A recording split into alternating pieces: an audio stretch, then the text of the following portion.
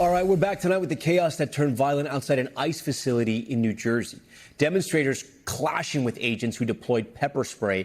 It comes amid reports of inhumane living conditions inside the facility, something the federal government denies. I want to get right to Checkey Beckford from our NBC New York station, who is outside the Delaney Detention Facility. So, Checkey, protesters have been facing off with ICE agents for days. Why has that facility become a flashpoint?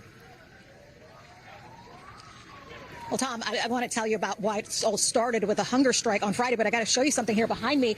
This is actually in the middle right now of ICE agents chasing down a number of protesters who had gotten in the way when a vehicle was trying to enter the Delaney Hall facility. And somehow, again, this was one of the many clashes we've seen between ICE agents and protesters who have been blocking the entrance and exit to the facility. And so just a short while ago, a car was coming in and protesters blocked the entrance. Something happened between protesters and officers, and they began chasing them down the street. And we saw pepper spray being deployed as well. So we don't know what actually happened, just literally right before we came on air.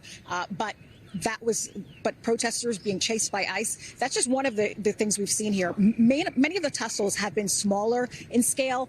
Anytime there's a vehicle trying to exit the facility, protesters have been blocking the entrance. And so yesterday, as you mentioned, officers sprayed pepper spray because they were trying to get out of the facility. Senator Andy Kim was also struck by that pepper spray as well because he was here trying to conduct congressional oversight. Also yesterday, Governor Mikey Sherrill tried to gain entrance to the facility and was denied as well. So that is why this has become such a flashpoint here. People have told us who have been in Michigan that this reminds them of that situation there. Yeah, we actually just saw, it looks like someone get arrested and being pulled inside just behind you. Do we know how long the protesters plan on being out there? I mean, will this continue into days and weeks? Well, that's unknown. Yesterday, we saw quite a number of protesters, and that could be because it was a holiday. More people had the time off, so they came.